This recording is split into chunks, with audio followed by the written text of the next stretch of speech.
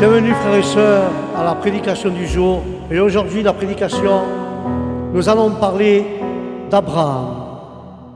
Abraham, frères et sœurs, qui rend visite avec la grâce de Dieu au village de Guérar. Et dans cette histoire, nous voyons que Lot est oublié, mais l'histoire d'Abraham, elle, continue. Car la parole dit, celui qui fait la volonté de Dieu vivra éternellement au nom de Jésus.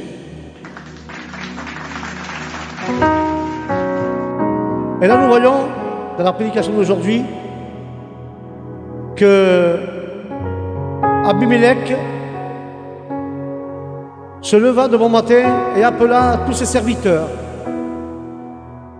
et leur adressa ces paroles. Et ils furent saisis, frères et sœurs, d'une grande frayeur. Ensuite, Abimelech appela Abraham et lui dit: qu'as-tu fait pour nous? Qu'ai-je fait contre toi pour que tu m'attires un si grand péché sur moi et sur mon royaume? Tu agis envers moi comme il ne fallait pas. Mais malheureusement, ce chapitre révèle la répétition d'un péché ancien. Abraham ment au sujet de sa femme. Même le plus pieux des saints doit toujours rester vigilant afin de ne pas se laisser entraîner par la chute de Satan.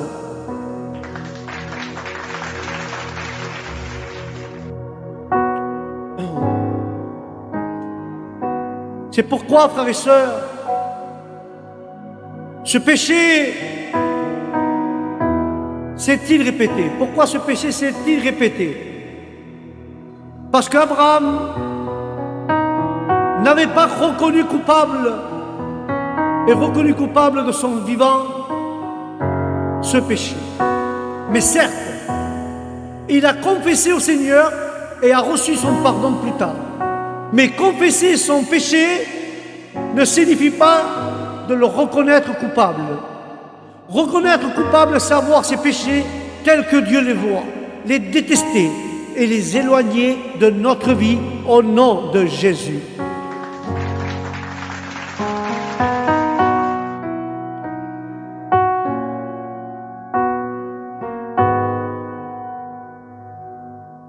Au verset 13, Abraham a reconnu que ce péché l'avait accompagné depuis Ur, en Chaldée. Il y a une différence entre le croyant et le incroyant. Même si le croyant peut pécher, Dieu a réprimande la cour païenne, mais a protégé Abraham. Car Dieu dit au souverain: tu es mort.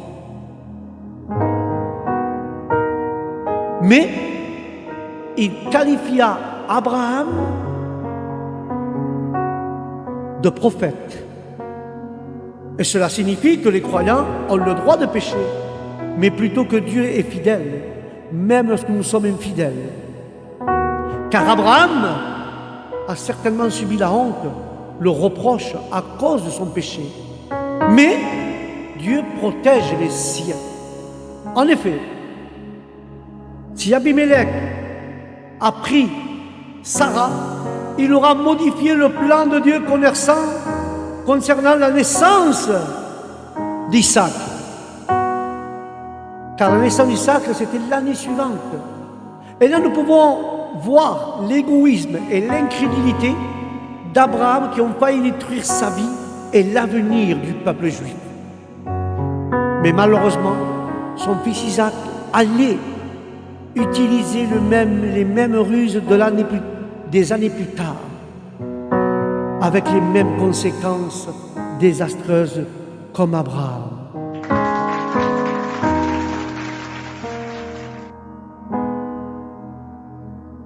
Mais la vie chrétienne, frères et sœurs, est belle, mais parfois difficile.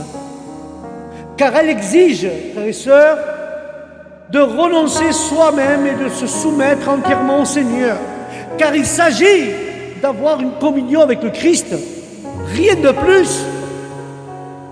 Mais il est difficile, mes chers frères, mes chères sœurs, d'avoir une pleine communion avec le Seigneur. Car on lutte contre Satan et contre le monde et contre soi-même qui est la chair. Et on lutte contre la chair et contre l'orgueil de la vie. Mais grâce à Dieu, le Saint-Esprit et l'Esprit de Dieu demeurent dans le cour du croyant. L'Esprit de Dieu demeure dans le cœur du croyant. Il ne vous soustrait pas au combat, mais nous rend victorieux au milieu de Jésus-Christ. Car la vie chrétienne est belle, car cette communion avec le Christ est éternelle, frères et sœurs. Mais elle apporte une paix véritable, une paix que le monde ne peut donner, une paix que l'on ne trouve qu'en Jésus-Christ. Car il n'y a pas autre aspect, frères et sœurs, il n'y a pas d'autre aspect de la vie chrétienne, souvent négligé de la responsabilité. Mais si vous êtes, frères et sœurs, un vrai chrétien, si vous êtes, toi qui m'écoutes, un vrai chrétien, tu dois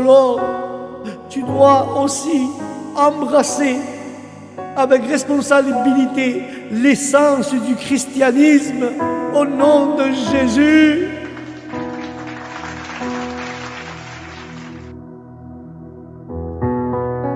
Mais il faut amener les autres, comme dit l'Écriture dans Matthieu 28.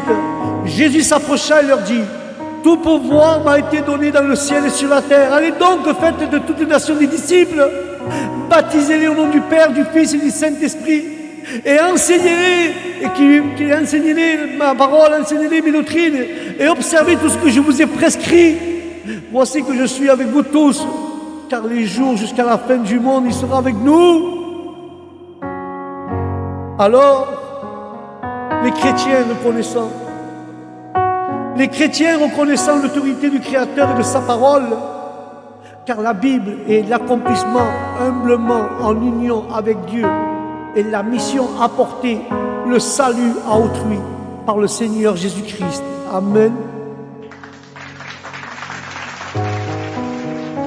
Mais cependant, frères et sœurs,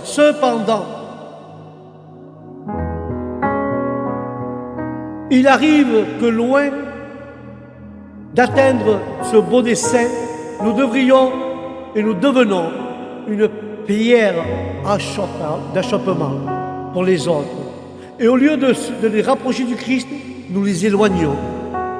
Peut-être cela vous est déjà arrivé avec un ami, un membre de votre famille, voire vos parents ou vos enfants. Au lieu de les rapprocher du Seigneur, vous les avez éloignés. Car le verset de Matthieu nous exhorte à rapprocher les gens de notre Seigneur Jésus-Christ, mais nous finissons par les éloigner de la parole. Mais Abraham, comme nous, en a fait l'expérience. Il avait reçu de Dieu lui-même le but de sa vie, être une bénédiction pour le monde. Car Dieu lui avait dit: je ferai de toi une grande nation, je te bénirai, je rendrai ton nom grand, et tu seras une bénédiction. Je bénirai ceux qui te béniront, je maudirai ceux qui te maudiront, et toute ta famille de la terre seront bénies en toi. Alors Abraham devait être une bénédiction, et cela révèle de nombreuses significations, principalement parce que sa descendance donnait naissance à la lignée du Sauveur de notre Seigneur Jésus, le Sauveur du monde, c'est-à-dire Jésus-Christ. Mais cependant, cela a aussi une signification plus profonde. Abraham connaissait et ami de Dieu. Il était l'ami de Dieu vivant et véritable, et héritier de son alliance et de sa promesse. Ça devait être une bénédiction, car par le peuple de Dieu faisait naître en lui, les hommes apprenaient à connaître Dieu sans loi, ainsi que sa précieuse grâce. En d'autres termes, Abraham avait l'occasion, où qu'il soit de témoigner de Dieu et de son jugement et de sa justice, de sa sainteté et de sa grâce. Il avait et en avait déjà fait l'expérience lors de la destruction de Sodome et Gomorrhe.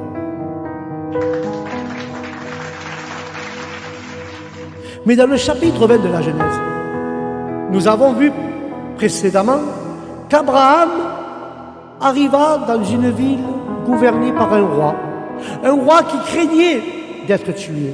À cause de sa femme, il pensait en effet que le roi tenterait de lui prendre et il serait mis à mort. D'une certaine manière, il n'avait pas tort, car le roi Abimélec voulait effectivement la prendre à Sarah. Mais pour s'en sortir de ce mauvais pas, ou plutôt pour le contourner, Abraham eut recours à un mensonge. Il a dit une demi-vérité, un mensonge en soi. Sarah était sa sœur et non sa femme. Abimélec prit alors Sarah, et avant qu'il puisse l'épouser, Dieu dut intervenir en lui parlant à Abimélec en songe et en le réprimandant pour ses actes. Car Sarah était bien mariée à Abraham. Mais Abimélec, frères et sœurs, avoua à Dieu avoir été trompé par Abraham et Sarah, et qu'il ignorait que Sarah avait un mari. Et finalement,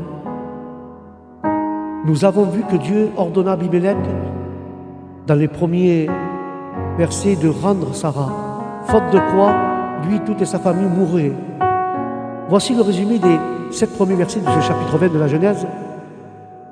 Si vous regardez bien de plus près, vous constaterez que Abraham a été malhonnête, qu'il a dénoncé sa femme, et tout cela par manque de foi. Il avait une manque de foi en Dieu. Dieu lui avait pourtant promis de le protéger, d'être son bouclier, d'avoir un plan pour lui, mais Abraham, en quelque sorte, échouant dans sa mission d'être une bénédiction pour toute sa famille, de la terre, tout comme nous échouons souvent, nous-mêmes, dans notre propre mission d'être une bénédiction pour les autres et pour les conduire à Jésus. Alléluia.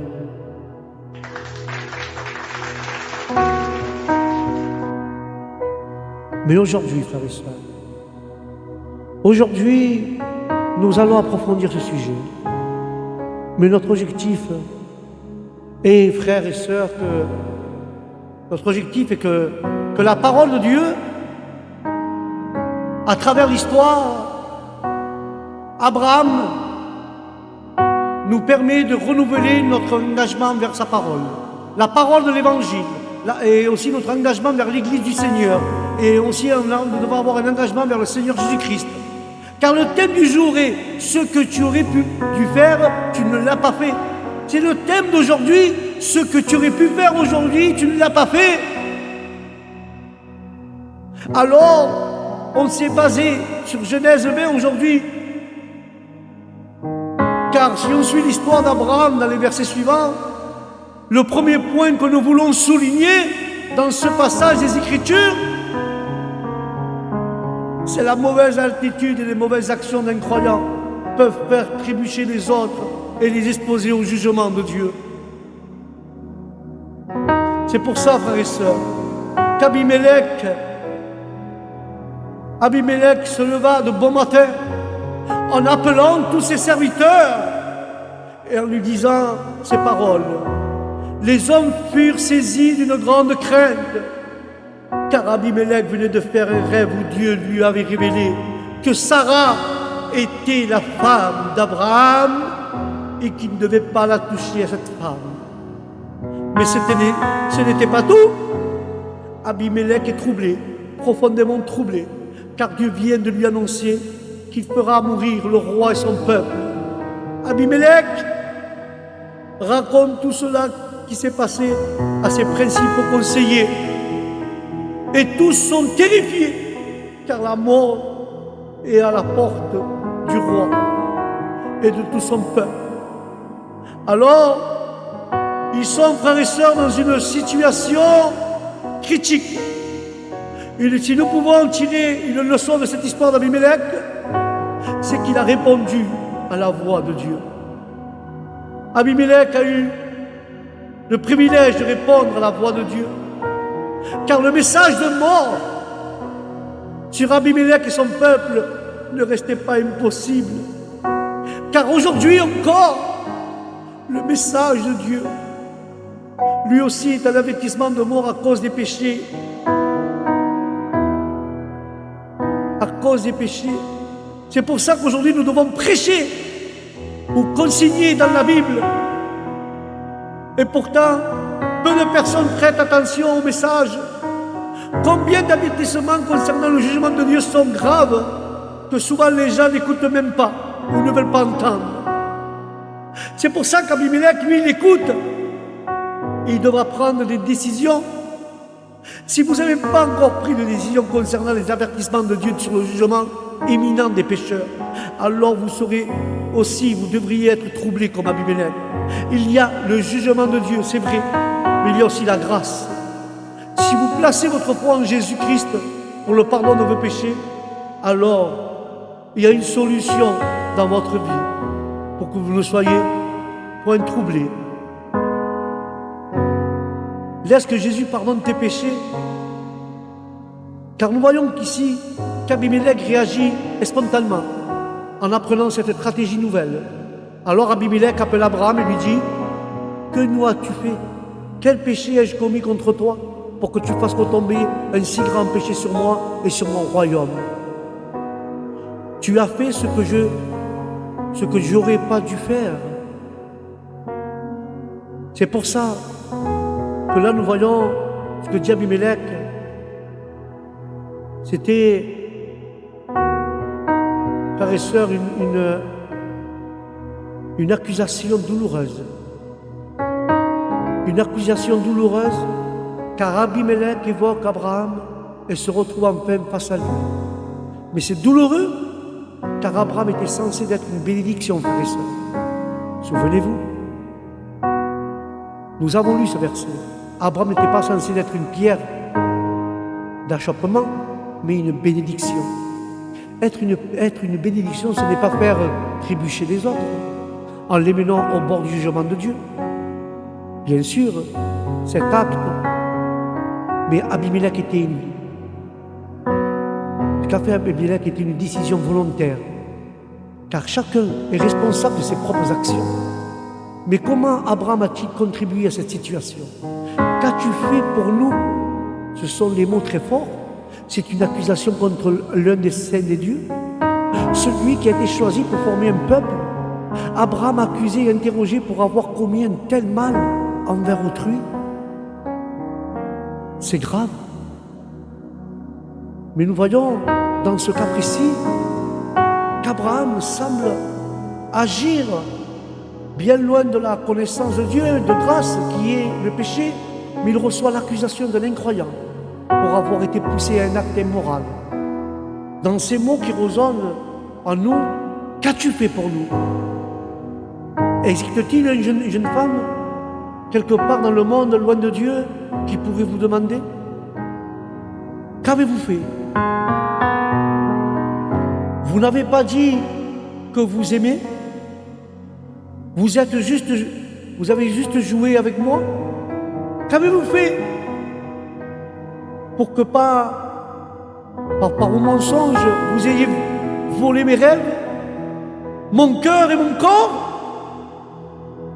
Et des jeunes hommes chrétiens impliqués, excusez-moi l'expression, dans la fornication, brisent les vies de nombreuses jeunes femmes. De jeunes femmes chrétiennes manipulent des jeunes hommes par des messages et d'autres moyens. Cela vaut dans les deux sens. Qu'avez-vous fait? Ou qu'avons-nous fait, mieux dit?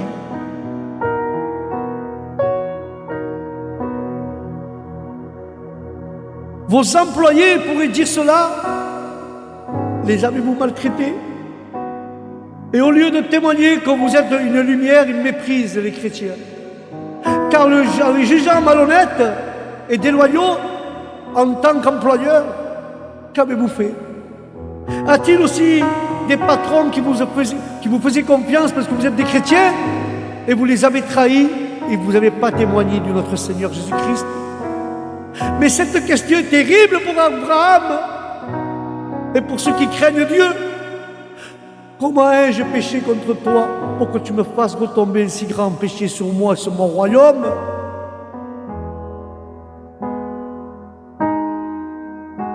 Tu m'as fait ce que tu n'aurais pas dû faire.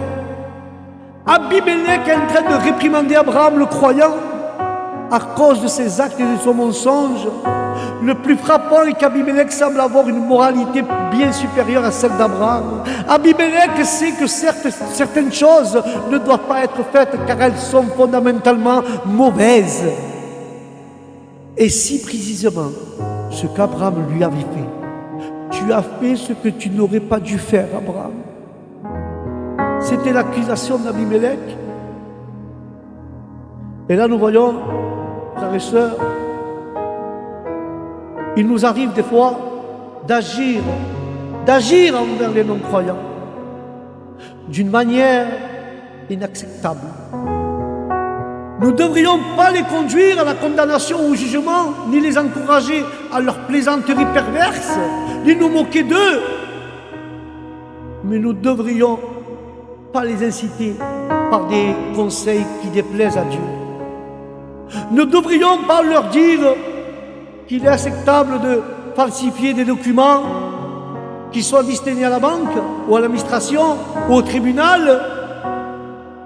Parfois, nous ne devrions pas leur dire qu'il est acceptable de remettre leur femme à sa place, afin qu'ils apprennent à la respecter, à ce qui les conduit à commettre d'autres méfaits. Mes frères et sœurs, nous sommes le peuple de Dieu, purifié par son sang au milieu de notre Seigneur Jésus-Christ. Mais laisse-moi te dire, nous devons proclamer les bonnes œuvres de notre Seigneur. Nous devons être une bénédiction pour les autres et non une pierre d'achoppement. Car Jésus-Christ a dit dans Matthieu 5,13, vous êtes le sel de la terre, mais si le sel perd sa saveur, avec quoi la lui rendra-t-on? Il ne sert plus à rien d'être jeté dehors et foulé aux pieds par les hommes. Car parfois, nous nous sommes, frères et sœurs, tout simplement pas le sel dit de la terre, mais plutôt comme du sel qui a perdu sa saveur.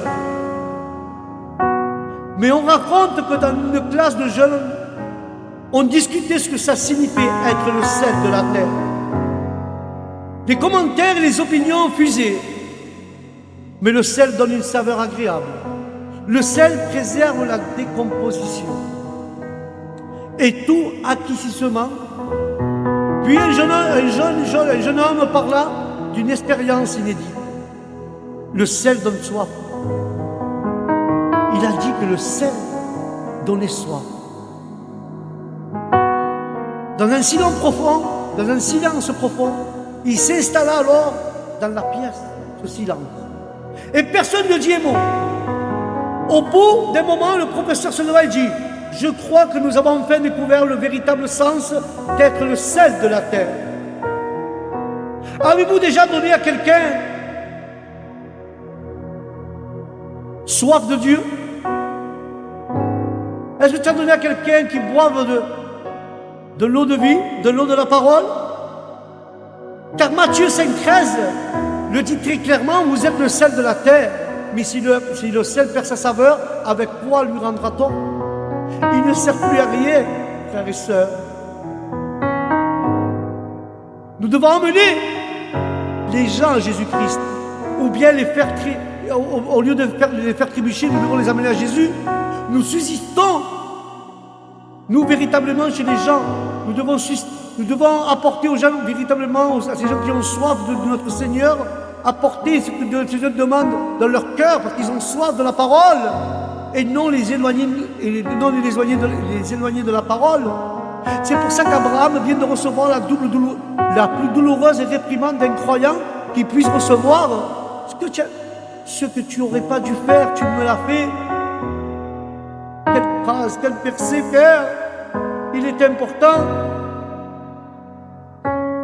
Abimelech lui a dit ça, Abraham, à quoi pensais-tu pour faire une chose pareille? Et la réprimande se poursuit. Elle est aussi sévère. Une personne morale n'aurait pas agi comme Abraham. Mentir, et mettre à mort toute une famille qu'il avait accueillie chez elle dans sa région. Abraham était croyant, mais il n'était pas une bénédiction pour le monde. Et dans cette situation, nous avons vu dans ces versets les premiers points, à savoir les mauvaises attitudes, les mauvaises actions d'un croyant peuvent faire trébucher les autres et les exposer au jugement de Dieu. Et dans les versets suivants, nous constatons que suivre le Seigneur exige de renoncer à l'autosuffisance et de dépendre entièrement de lui. Alléluia.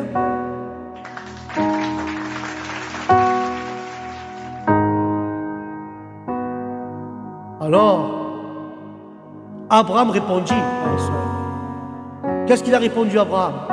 Car je me disais, il n'y a certainement aucune crainte de Dieu dans ce lieu. Ils me tueront à cause de ma femme. Et Abraham, malgré ses faiblesses, ses erreurs et ses graves faux pas, possède aussi de nombreuses vertus. En effet, Abraham, l'homme que nous venons de voir faiblir dans sa foi, sera appelé le père de la foi. Non pas bien sûr à cause de cette situation, mais parce que Dieu continuera à œuvrer dans sa vie jusqu'à ce que sa foi soit véritablement précieuse au nom de Jésus.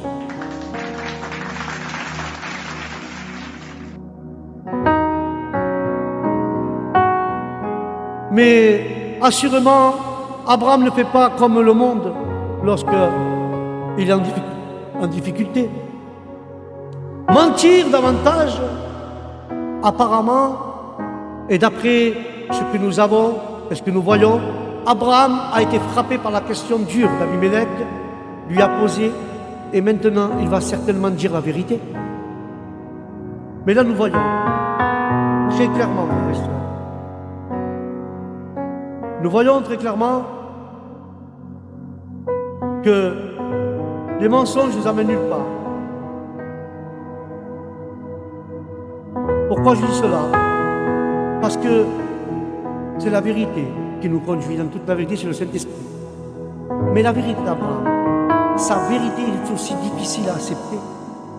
Il a confessé qu'il pensait que ces gens sont loin de Dieu et pécheurs.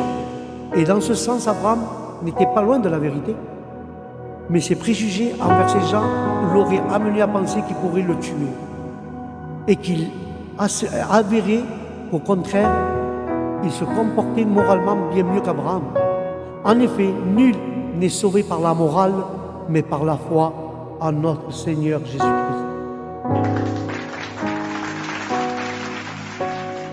Or, parfois, nos attitudes chrétiennes laissent à désirer.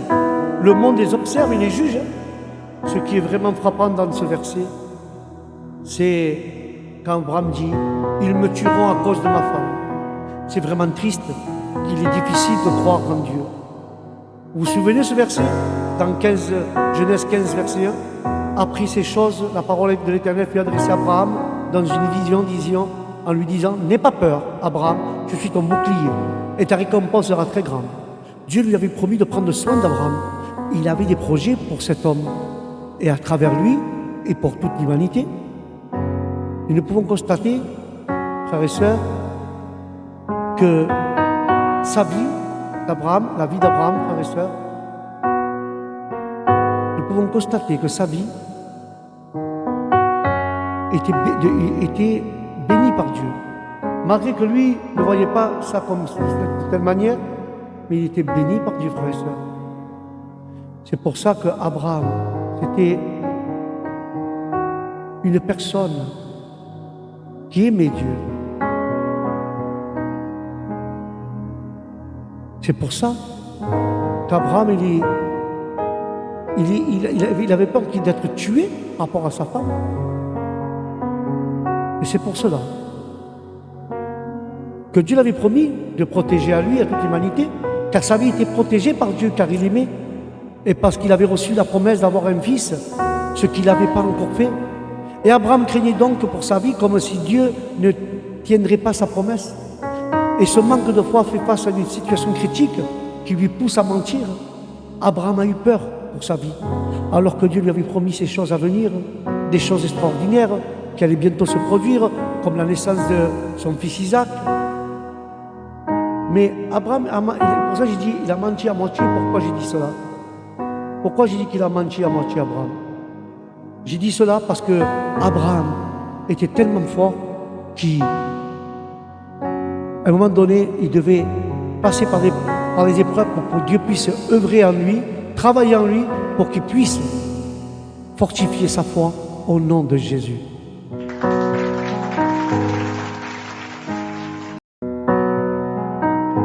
Comme je disais, frères et sœurs, Abraham,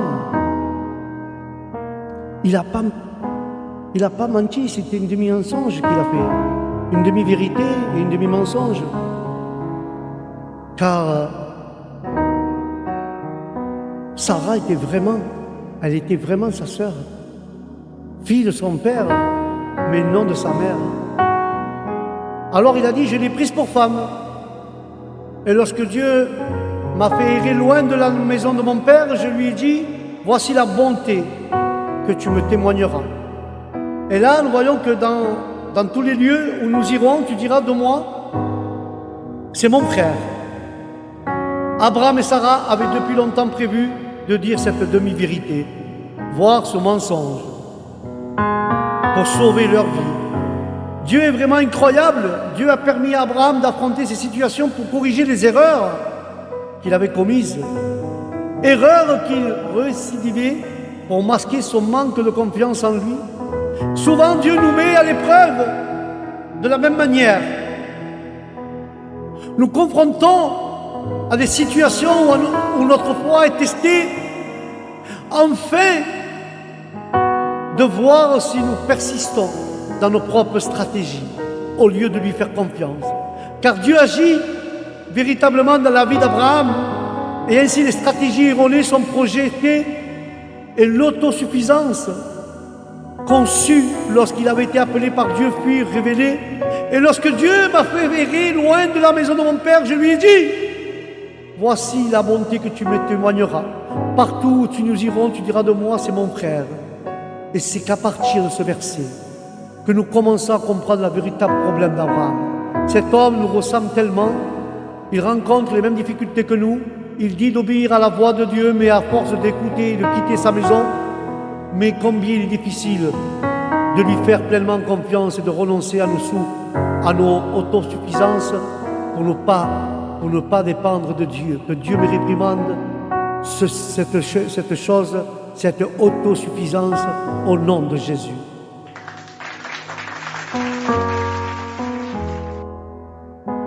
Et enfin, nous devons écouter Dieu et lui obéir, frères et sœurs. Et nous devons quitter ce que Dieu nous demande de quitter, la maison de nos pères. Nous devons quitter ce que Dieu nous a enlevé de nos cœurs, ce qui ne va pas envers Dieu. Et nous devons lui faire totalement avoir une confiance absolue en lui. Nous devons dépendre de lui pour nos besoins, pour notre santé. Et tout ce que nous avons besoin, nous devons dépendre de lui et écouter le Seigneur. Il doit avoir le contrôle total de nos vies. C'est pour ça qu'Abraham apprenait beaucoup et Dieu allait le pousser aux limites de sa foi.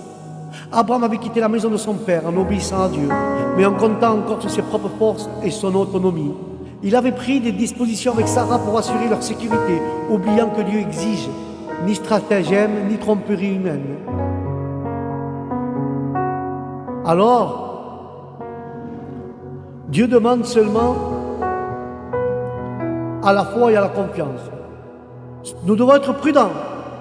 Si nous prions pour quelque chose, un problème professionnel, ou un problème familial, ou un problème de santé, quelque chose qui vous angoisse profondément, mais vous n'avez pas déjà prévu des solutions, même immorales, au contraire aux principes divins, comme dans l'histoire d'Abraham, mais écoute-moi, Dieu n'approuvera pas de telles actions.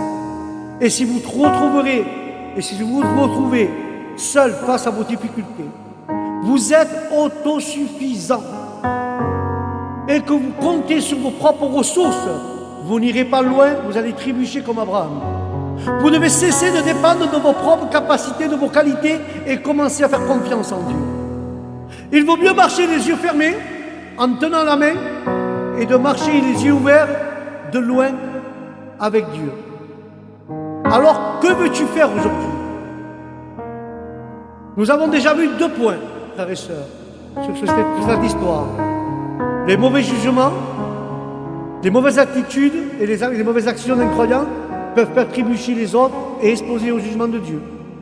Et suivre le Seigneur exige d'abandonner l'autosuffisance et dépendre entièrement de lui.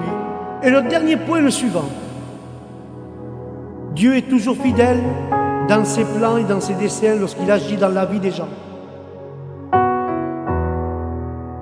Alors Abimelech prit des troupeaux, des moutons, des bœufs, ainsi que des serviteurs et des servantes.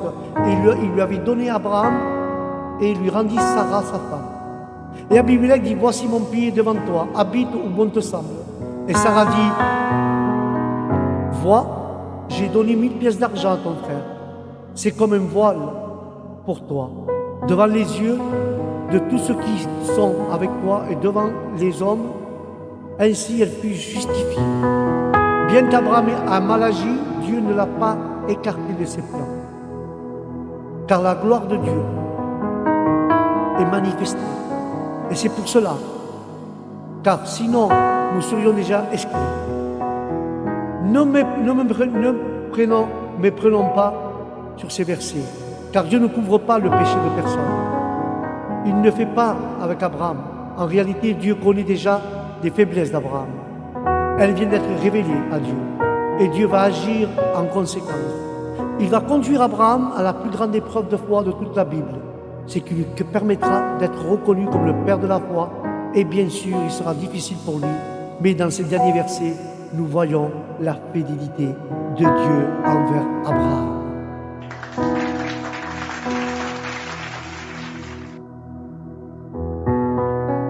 Et Abimelech offre à Abraham des brebis, des bœufs, des serviteurs, des servantes en signe de reconnaissance envers Dieu, le Dieu d'Abraham. Et pour reconnaître ta faveur qu'il lui accorde, il invite à s'installer dans le pays de son choix. Mais Abimelech va plus loin. Il accomplit ce qu'Abraham lui-même aurait dû faire. Car c'est la main de Dieu qui est à l'œuvre, qui a justifié l'intégrité de Sarah par l'intermédiaire d'Abimelech. Et à Sarah, il lui dit, voici, j'ai donné à ton frère 1000 pièces d'argent. C'est comme un voile pour toi, aux yeux de tous les hommes, aux yeux de tous ceux qui sont avec toi et de tous. Ainsi, elle fut justifiée. Une femme avait été menée au lieu et en lieu, triompher d'un pharaon, et voilà qu'elle allait devenir le triomphe d'un roi. Mais cependant, le regard de Dieu est différent pour chaque femme, et particulièrement pour cette fille de Dieu. Elle a été choisie pour perpétuer la lignée du Sauveur et à trouver grâce aux yeux du Seigneur. Ce qu'Abraham ne pouvait pas faire par manque de foi en Dieu était de protéger honorablement sa femme. Mais Dieu l'a fait. Abraham n'a pas protégé sa femme, il n'a pas honoré, mais Dieu l'a fait.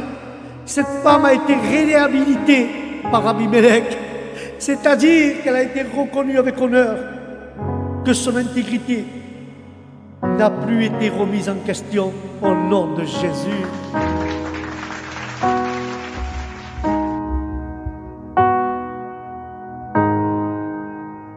Alléluia.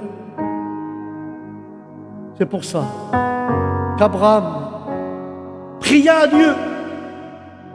Il a prié à Dieu et Dieu guérit Abimelech, sa femme et ses servantes. Et ils eurent des enfants. Car l'Éternel avait rendu stériles toutes les femmes de la maison d'Abimelech à cause de Sarah.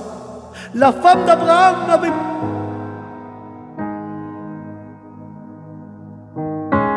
Abraham avait prié Dieu pour cela. Et celui qui avait été couvert de honte par une incrédule à cause de son mensonge. Et maintenant il prie. Il prie Dieu pour Abimelech. Ce ne sont pas les mérites d'Abraham qui sont en jeu, mais la fidélité de Dieu dans son plan de bénir toutes les familles de la terre, y compris nous et toi qui m'écoutes. Car Dieu n'avait permis qu'à personne d'avoir d'enfants comme punition initiale pour ce roi et son peuple, mais par la prière d'Abraham, il lève ce fardeau de la maison d'Abimelech. Et alors, ils peuvent subsister en tant que peuple car la Bible présente ce récit brièvement, mais il semble qu'un certain laps de temps s'écoule entre ces versets. Ce laps de temps ne peut être long puisque Sarah va concevoir, mais ces versets semblent certainement indiquer un certain laps de temps. Car la vérité est que Dieu, qui règne en maître absolu sur la création et l'humanité, a le pouvoir et la sagesse de punir et de délivrer selon sa souveraineté. Ainsi s'achève ce passage où Abraham aurait pu être une bénédiction, mais il ne l'a pas été. Il a gâché l'occasion qu'il offrait à lui en causant un tort considérable, en frôlant la mort par manque de confiance en Dieu. Mais cependant, dans la dernière partie, Dieu intervient et révèle ses plans, sa fidélité, ses plans qui dépassent ceux de l'humanité. Frères et sœurs, méditons sur cette parole. Comme toujours, il arrive un moment où on peut passer de la simple connaissance de cette histoire à une édification ou une émotion profonde grâce à ce passage. Et comme toujours, cela ne dépend pas de nous, car la Bible nous a déjà révélé certaines choses. Mais quelle sera notre réaction? Resterons-nous les mêmes, avec simplement une histoire de plus dans notre actif? Certainement pas. Nous pouvons en tirer de nombreux enseignements aujourd'hui. Pour ceux qui souhaitent ouvrir leur cœur à l'Évangile, Dieu peut être beaucoup dans leur vie. Si tu désires vraiment le connaître et le suivre, alors enlève les mauvaises habitudes ou aptitudes, et les mauvaises actions d'un croyant peuvent constituer des obstacles et attirer le jugement de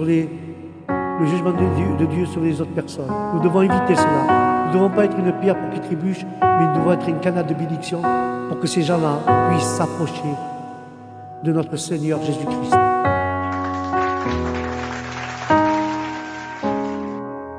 Et si on se rend compte, frères et sœurs, qu'à bien des égards, les chrétiens ressemblent au monde, car parfois la différence est imperceptible. Le monde peut nous blesser, parfois nous faire du mal, mais aussi nous nous laissons aller.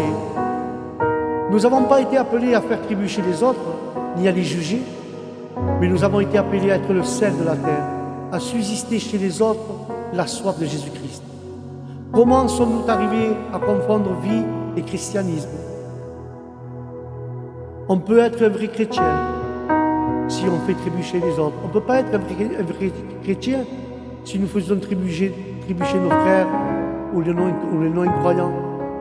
Et si nous ne commettons pas les mêmes erreurs et nous péchons pas comme Abraham, cette histoire a un sens particulier pour nous, afin que nous ne reproduisons pas les mêmes erreurs. Où sont ces personnes merveilleuses qui, par leur simple présence, nous rapprochent du Seigneur? Où sont les membres de cette assemblée engagés envers le Christ qui endurent bien des épreuves pour ne pas être une pierre de trébuche? Ne pas être une pierre pour faire trébucher les autres. Si vous êtes chrétien, vous ne pouvez pas manquer d'être le sel de la terre ni proclamer le Christ dans vos actes de votre vie. Il y avait un missionnaire en Inde qui a demandé à un écolier hindou de lui enseigner sa langue maternelle. Et le jeune hindou répondit: non, je suis vraiment désolé, mais je ne sais pas vous apprendre ma langue parce que vous voulez me convertir au christianisme. Alors ce missionnaire répliqua: vous avez mal compris, je vous ai demandé seulement de m'apprendre votre langue, c'est tout. Et l'étudiant hindou répéta: non, je suis désolé, je ne vous apprendrai pas ma langue car personne ne peut vous côtoyer sans devenir chrétien. Alors il existe des personnes comme ce missionnaire, totalement dévouées au Christ, à tel point que si vous vous approchez d'elle, vous n'entendrez parler que de Jésus. Voilà le vrai sel de la terre, le sel par lequel Dieu nous appelle, et nous sommes tous appelés à être ce sel. Quelle différence être une pierre d'achoppement pour le monde et le conduire au Christ? La différence est immense.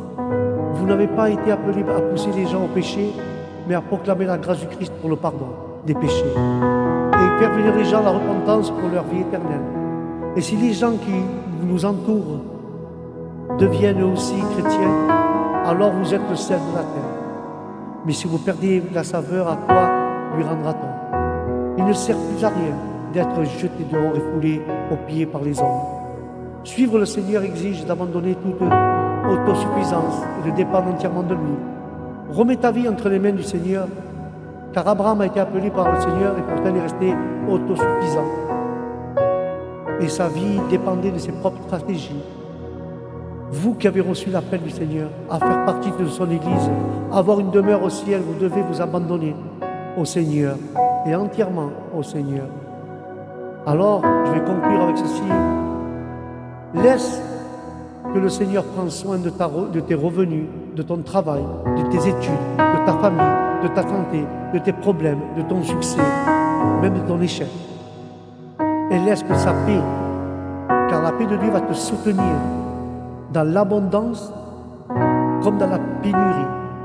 Sa précieuse paix vaut mieux que toute l'autosuffisance. Et tu dois apprendre à dépendre uniquement du Seigneur. Car le livre des Proverbes, chapitre 3, à 5 à 6, il dit « Confie-toi en l'Éternel de tout ton cœur et ne t'appuie pas sur ta propre intelligence. Reconnais-le dans toutes tes voies au nom de Jésus. » Voilà mes frères et mes sœurs, c'était la prédication d'aujourd'hui. L'histoire d'Abraham qui va visiter Guégar. Ne fais pas